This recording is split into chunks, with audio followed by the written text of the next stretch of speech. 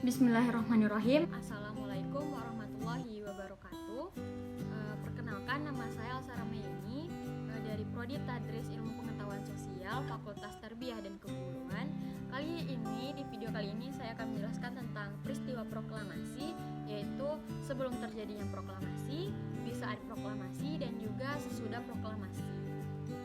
Nah, yang pertama itu adalah kejadian sebelum proklamasi, yaitu yang pertama, Jepang mengalami banyak kekalahan dalam perang di Asia Pasifik. Untuk mendapat dukungan dari rakyat Indonesia, akhirnya pemerintahnya itu menjanjikan kemerdekaan Indonesia. Nah, ketika posisi Jepang itu terdesak, akhirnya mereka membentuk Badan Penyidik Usaha Persiapan Kemerdekaan Indonesia atau yang disingkat dengan BPUPKI. Nah, dalam bahasa Jepang juga disebut dengan Dokuritsu Jumbi Kosakai.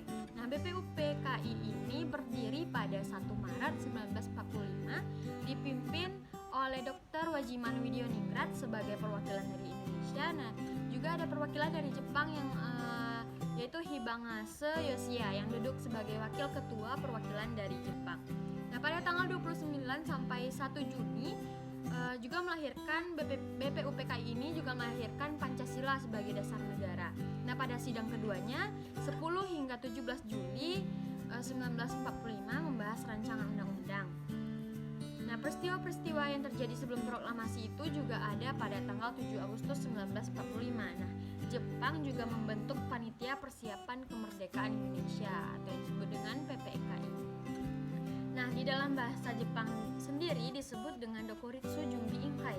Nah, badan yang diketuai oleh Insinyur Soekarno dan juga wakil Dr. Andus Muhammad Hatta. Nah, pada tanggal 6 sampai 9 Agustus 1945, dua kota besar dari Jepang ini yaitu Hiroshima dan juga Nagasaki dijatuhi bom atom oleh sekutu yang pimpinannya dari Amerika Serikat. Nah, setelah dua kotanya ini dijatuhi bom atom, Jepang itu menyerah tanpa syarat kepada sekutu pada tanggal 14 Agustus 1945. Nah, mendengar kekalahan Jepang tadi, maka Indonesia ini pada tanggal 16 Agustus 1945 pada pukul 4 WIB, Bung Karno dan juga Hatta diasingkan dan dibawa ke Ranges Dengklok, Karawang, dan didesak untuk segera mempercepat proklamasi. Nah, peristiwa Ranges Dengklok itu terjadi karena golongan tua dan juga golongan muda itu memiliki perbedaan pendapat. Nah, terkait kapan waktu untuk mengumumkan proklamasi kemerdekaan Indonesia sendiri. Nah, pemuda yang membawa Soekarno-Hatta ke Ranges Dengklok itu yaitu ada Wikana, Darwis, Sukarni, dan Yusuf Kanto.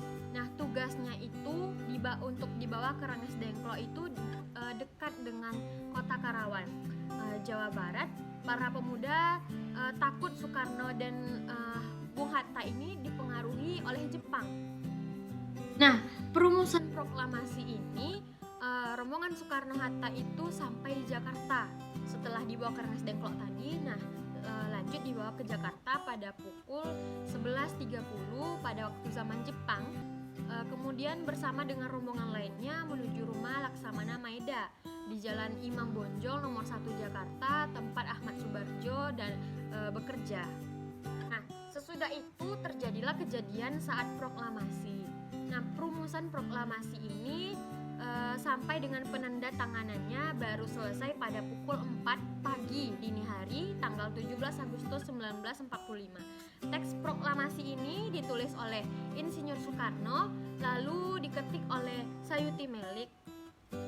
Nah, pernyataan proklamasi kemerdekaan Indonesia.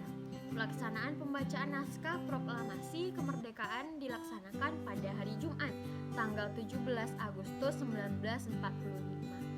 Proklamasi itu dibacakan di halaman rumah Insinyur Soekarno di Jalan Pegagasan Timur 56 Jakarta pada pagi hari pukul 10.00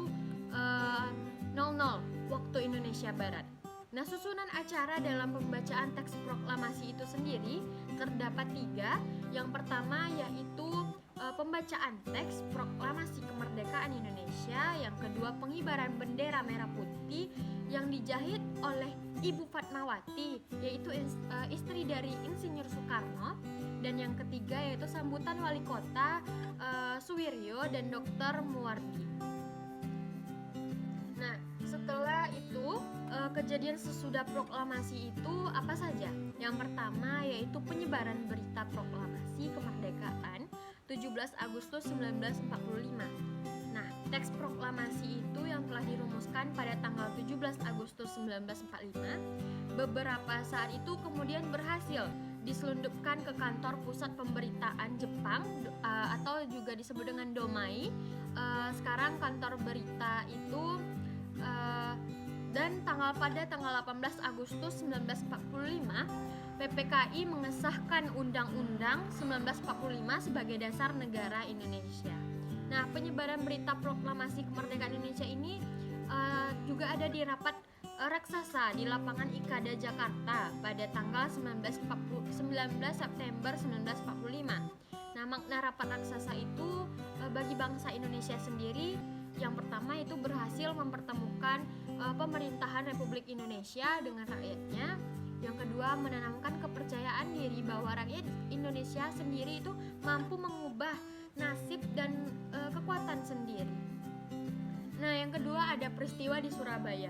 Pada tanggal 19 September 1945 itu Belanda mengibarkan bendera negaranya yang berwarna merah, putih, dan biru itu, sehingga menimbulkan kemarahan bagi pemuda Indonesia. Nah, Gubernur Jawa Timur menolak ultimatum yang diberikan AFNI.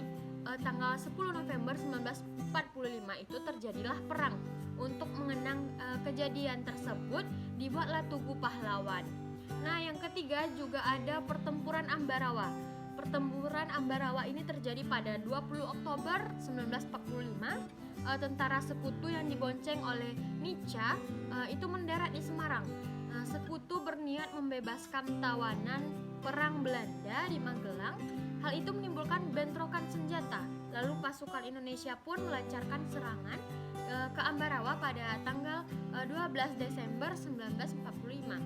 Nah, yang keempat ada peristiwa yaitu Bandung Lautan Api. Maksudnya itu Bandung Lautan Api itu tentara sekutu mengeluarkan ultimatum pada 21 November 1945 agar kota Bandung bagian utara itu dikosongkan.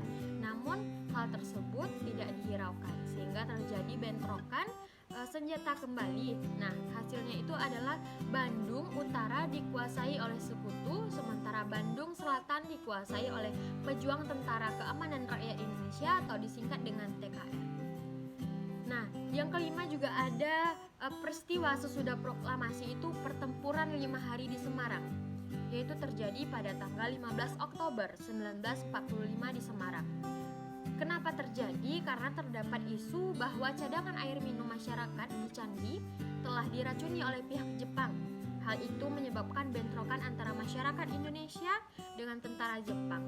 Tak terhindarkan selama 5 hari. Dalam peristiwa tersebut telah gugur Dr. Karyadi. Hingga kini namanya diabadikan di Rumah Sakit Umum di Semarang. Baiklah, sekian penjelasan ilmu dari video saya kali ini. Lebih dan kurang mohon dimaafkan. Wabillahi taufiq walhidayah. Wassalamualaikum warahmatullahi wabarakatuh.